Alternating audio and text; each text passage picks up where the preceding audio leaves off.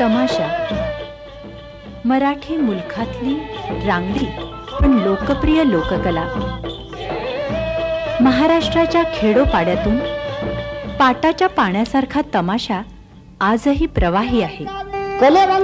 टाळा इतकं चाळांचं वेड मराठी रसिक मनाला आहे. अभंगा इतकीच लावणीची भुरळ इथं जनसामान्यांना पडते. उत्तर पेशवाईतल्या संत कवींचा वारसा बहुजन समाजातील 18 पगड जाती जमातीच्या कलावंतांनी तमाशाच्या रूपानं वागवला.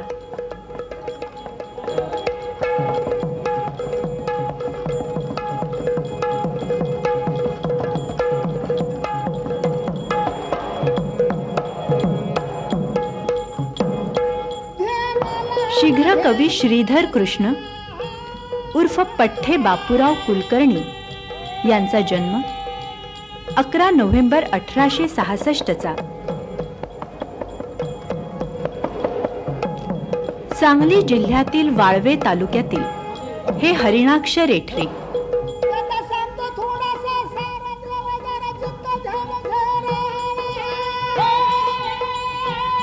कृष्णाजी पंत आणि राधाबाईंच्या या चिरंजीवानं मराठी चौथ्या इयत्तेतच आपल्या शीघ्र कवित्वाची चुणूक दाखवली, तर मुलांमध्ये उत्तम स्वरात खड्या आवाजात कविता म्हणून दाखवली.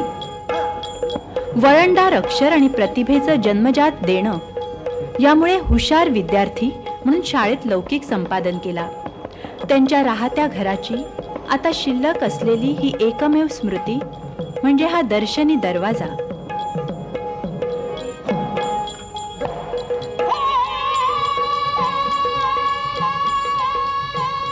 आई वडिलांच्या निधनानंतर हरिणाक्ष रेठरे गावात वडिलांप्रमाणेच बापूराव उपाध्यायाची कामं करू लागले.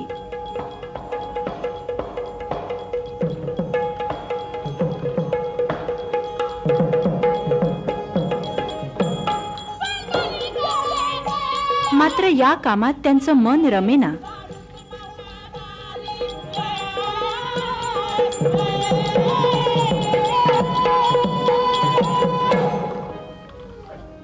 ढोलकी तुणतुणं चाळांचा जणू त्यांना चळ भरला होता.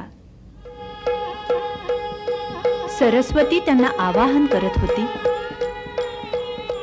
बापूराव या लोकगंगेसाठी लिहित रहा.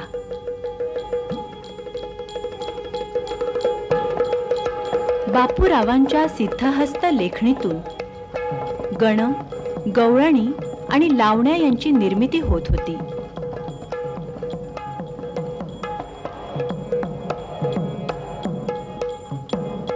दादा बोला. तुम्ही पठ्ठे बापूरावांना प्रत्यक्ष बघितलं, ते दिसत कसे होते ते आम्हाला सांगा. कसे मध्यम उंचीचे होते, हां सडपातळ अंगासारखे होते, हां असे सडपातळच म्हणजे धारदार नाक होतं बर पारशासारखं. बर आणि रोखून बघायचे मोठे धारदार नजर, बर पण मोठे तेजस्वी पाणीदार डोळे होते. बर बर नंतर बाहेर असले की कुठेही गेले तरी त्यांचा जो जमाना होता, हां. दरी काठी लाल किंवा असा जांभळ्या रंगाचा रुमाल, बर उपरणं जरीचं, बर मोठा झोकदार वेश त्यांचा, पायात लाल पुणेरी जोडा किंवा कोल्हापुरी चपला, बर त्या कर कर वाजत असत. बर हातात पुष्कळचा सोटा असे, बर गळ्यात रुद्राक्षांच्या माळा, हातात सलकडी सोन्याची, अरे बापरे. आणि असा त्रिपुंड गंध लावून हां मोठे झोकत ते चालत असत. बर कानात सुद्धा मला वाटतं एका बाजूला कुंडल होत, कानात कुंडल होतं का? आणि वाणी स्वच्छ शुद्ध आणि खणखणीत आवाज. वा. मंडईत भेटले तरी अगदी खणखणीत. ऐकाव हे पठ्ठे बापूराव आहेत. बर. आधी गणाला रणियानला, आधी गणाला रणियानला, नाही तर रंग पुन्हा सुना सुना हो, नाही तर रंग पुन्हा सुना सुना हो, नाही तर रंग पुन्हा.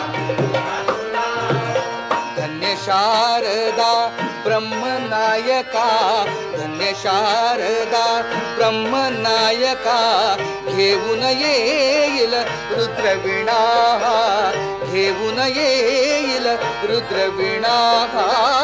साही शास्त्रांचा मंत्र अस्त्रांचा, साही शास्त्रांचा मंत्र अस्त्रांचा, दाविल यंत्र कुणा कुणा, दाविल यंत्र कुणा कुणा, नाही तर रंग पुन्हा सुना सुना हो,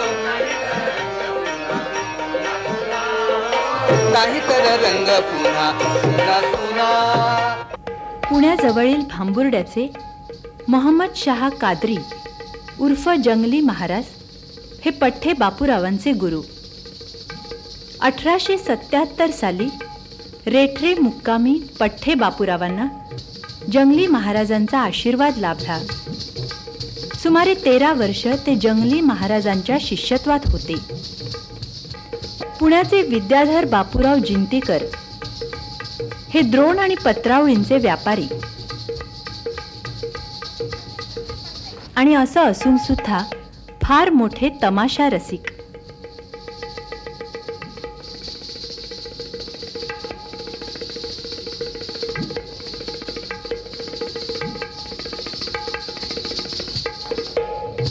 रविवार पेठेतील जिंतीकरांच्या घरी आजही पठ्ठे बापूरावांच्या गण, गवळण आणि लावण्यांचा फार मोठा संग्रह आहे. जिंतीकरांनी पठ्ठे बापूरावांच्या उपजत प्रतिभेची दालनं मराठी लोकसाहित्य अभ्यासकांसाठी आणि मराठमोळ्या तमासगिरांसाठी खुली ठेवली आहेत. आज मात्र तमाशा आणि तमाशा कलावंतांसारखंच हे अक्षर लोकधन उपेक्षित आहे.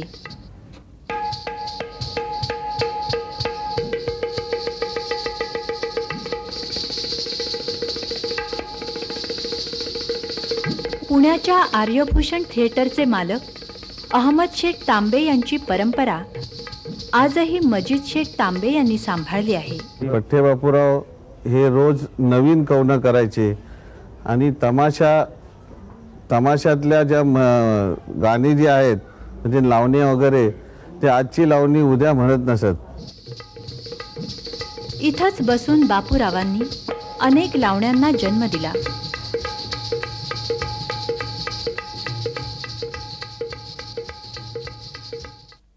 त्यांच्या फडात काम करणाऱ्या राजाभाऊ देशपांड्यांच्या स्मृती आजही ताज्या आहेत. भयंकर आवडीचा शिष्य होता आणि त्या शिष्याने त्यांना आवडीनं जरीचा फेटा एक त्यांना बांधण्याकरता दिला.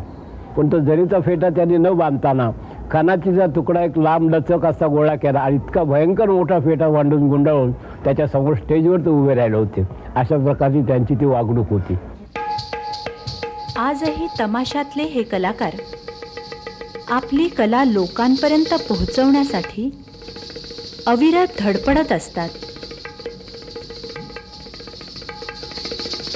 अकट विकट तुझे रूप बिकट बहु सकट निकट कट लगट खरा सरळ विरळ पण तरळ करळ तरा जीवी हरळ खरा लागे त्वरा गौरी हराच्या कुमर गंपवरा धीर धरावा असा वरदा पुरा माझ्या अस्करच्या टकरा कैकाला तारू हकरताना केला पुकारा चुकारू तट्टांना सल्ला घालू आम्ही करू चुरा कुस्करा चरा चरा इष्ट शिष्टपणे पुष्ट दुष्टायाने नष्ट स्पष्टपणे करीती कुरा वर्म शर्मपणे धर्म फर्मावून कर्म कुरवाळून गरम पुरा रुष्टपणे खाई मिष्ट उष्ट तरी अनिष्ट वरदान नित्य वरा पठ्ठे बापूराव कवीच्या हट्टी मन हातुट्टी विन करा फुकान करा. त्यांनी या क्षेत्राला पुष्कळ का दिलेले आहे. कारण त्यांचं काव्य आतापर्यंत आम्ही तामसगीरच गातो आणि आमच्या पिढ्यानपिढ्या पुरल असंही काव्य त्यांनी करून ठेवलेलं आहे. कारण अनेक कवीश्वर आहेत पण त्याच्यात पठ्ठे बापूरावचं काव्य हे सर्वात श्रेष्ठकर आहे.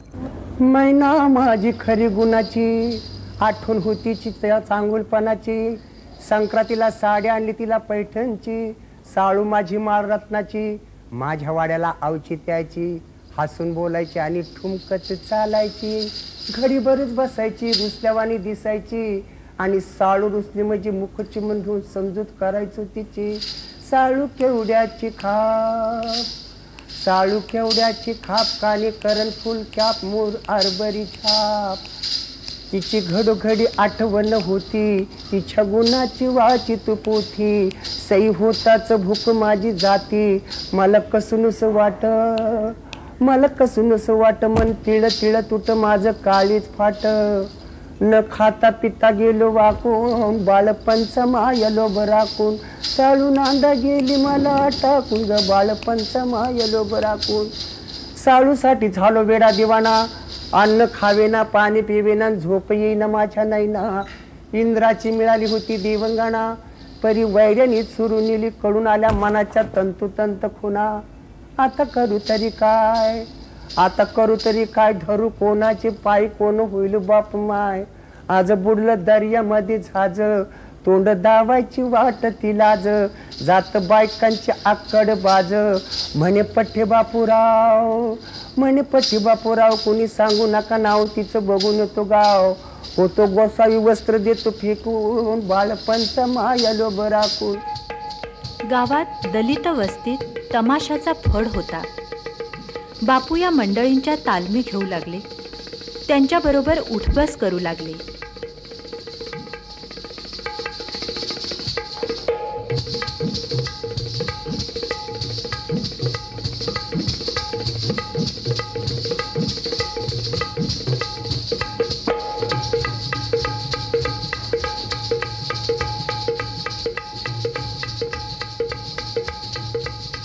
मी आमच्या वडिलांच्या बरोबर कधी कधी नाच गाणं त्यांचा तमाशाचा फड ऐकायसाठी जाणार, तर त्यामुळं मलाही त्यांनी उपदेश केला की तूही बाबा नाचायला शिकलं पाहिजे. मग त्यामुळं माझ्यावर त्यांच्या काही संस्कार झाल्यामुळं मी त्याच्यात ते सहभागी झालो तमाशात. पठ्ठे बापूरावांचे हे काही समकालीन शाहीर.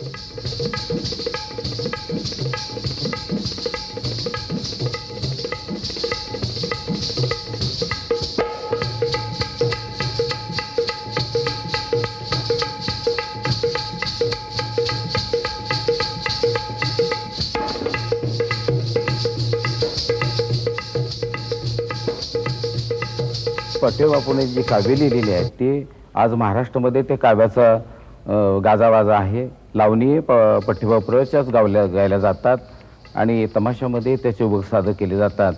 आज भारतामध्ये दिल्लीसारख्या ठिकाणी सुद्धा पठ्ठे बापूचं उभं गाजलेलं आहे.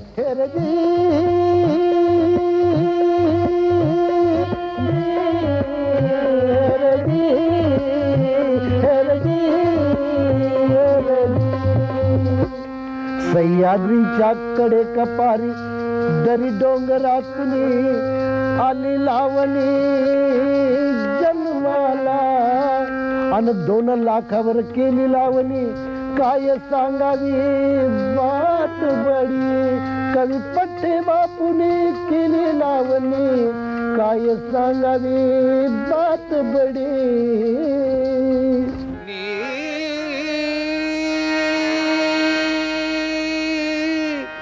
राजहंसाची रंभाराणी हो मी, राजहंसाची रंभाराणी.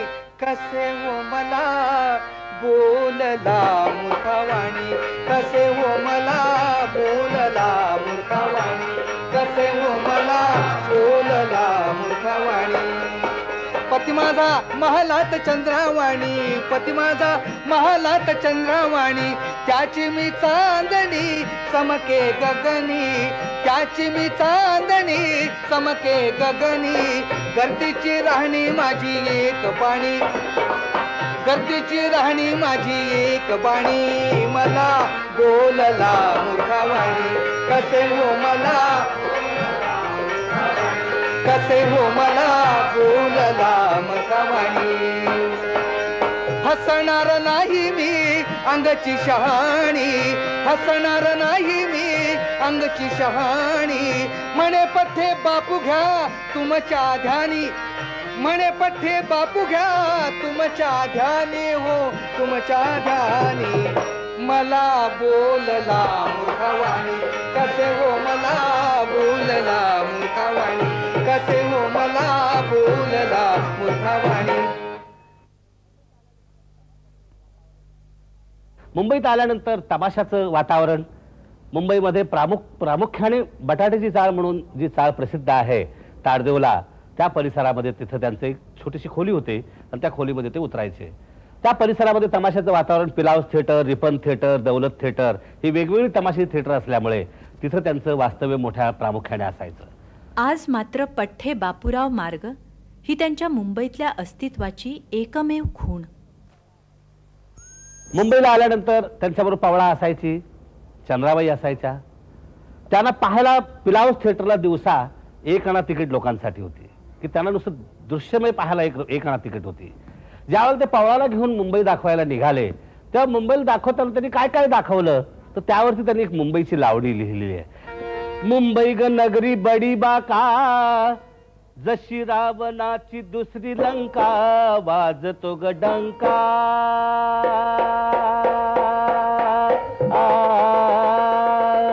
डंका चौमुलकी राहला गुलाबाची फुलकी, पाहिली मुंबई मुंबई ग नगरी सदा तरणी, व्यापार चाले मन भरुनी, दर्याच्या ग वरुणी, दर्याच्या ग वरुणी फिरती, दर्याच्या वरुणी जहाज फिरती, आग बुटीची निराळी धरती, पाहिली मुंबई. आता पठ्ठे बापूरावांची स्मृती आहे ती फक्त रेठरे हरणाक्ष इथल्या शाळेच्या रूपानं. त्यांनी केलेल्या काव्यावरच आजकालचे जुने पुराणे आणि आताचे नवे तमाशा त्यांच्या काव्यावरच चाललेला आहे. कारण त्यांची गवळण याच्यात तर कलावंतांना दर्शन होतंच, पण रसिकांना सुद्धा शेवटचा छाप रसिकांच्या सुद्धा त्या कानावर जातं आणि तो छाप रसिक सुद्धा ऐकतं. पठ्ठे बापूरावांच्या जन्मभूमीतील हे राहतं घर उदासवाणं, इथं उरलेत फक्त हे अवशेष. वयात जे जमात सोडून आल्यानंतर त्यांनी आमच्याच घरी 2 वेळचं जेवण करायचे आणि आपल्या राहत्या जागेत तमाशाचे लावण्या बिवण्या सगळ्या कथन करायच्या, लिहायच्या आणि आजूबाजूचे कोलाटणे म्हणा किंवा तुमचे इतर तमाशगीर म्हणा यायचे, त्यांच्याकडून लावण्या घेऊन जायचे.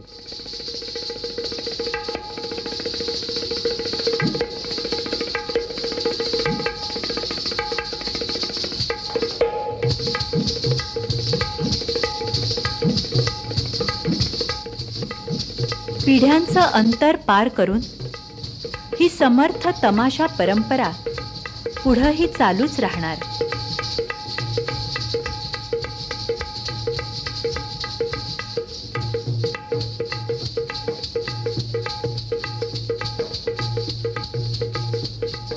परिवर्तन हा युगधर्म आहे, मग तमाशा त्यातून कसा सुटणार?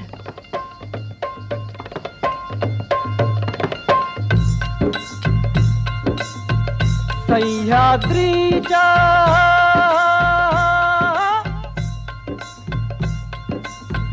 कडे कपारी रानमाळी डोंगर माथी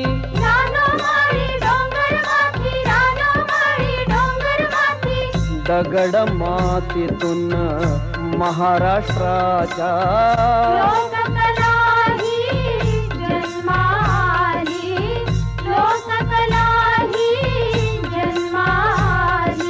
हलगी ढोलकी घुमू लागली, हलगी ढोलकी घुमू लागली, पडताच डफावर थाप शाहिरी बोल बोलू लागले.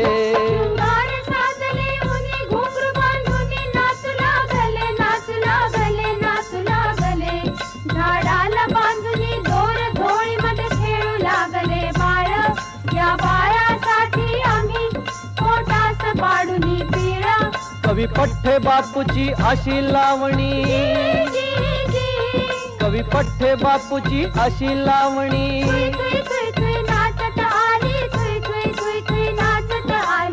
दगड मातीतून महाराष्ट्राच्या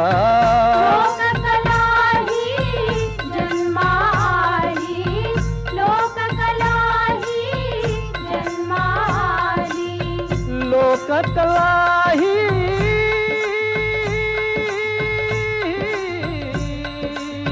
लोककला ही लोककला ही लोककला ही लोककला ही सोडा मन गट हात धुते ग बाई बाई, सोडा मन गट हात धुते ग बाई बाई.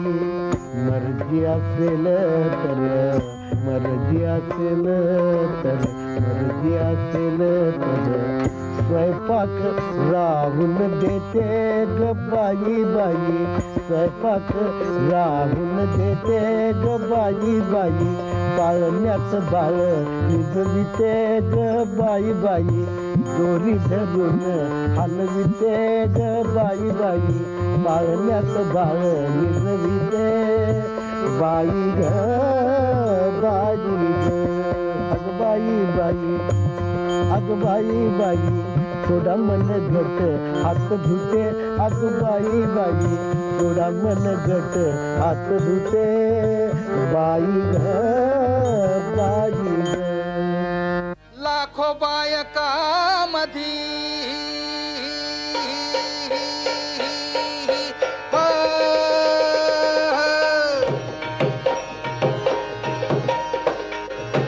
लाखो बायकामध्ये नखरेदार असा डौलदार बांधा ग तुझा हेरला, बांधा ग तुझा हेरला, तुला पाहून चळ भरला ग, तुला पाहून चळ भरला ग, तुला पाहून चळ भरला. असं वाटत इंद्रपुरीचा खास नमुना अवतरला, असं वाटत इंद्रपुरीचा खास नमुना अवतरला. रात्रंदिन मी पाठी लागलो, जीव पतंगा परी बावरला ग, जीव पतंगा परी बावरला. अजूनही तू नाही पुरला ग, अजूनही तू नाही पुरला ग, तुला पाहून चळ भरला ग, तुला पाहून चळ भरला.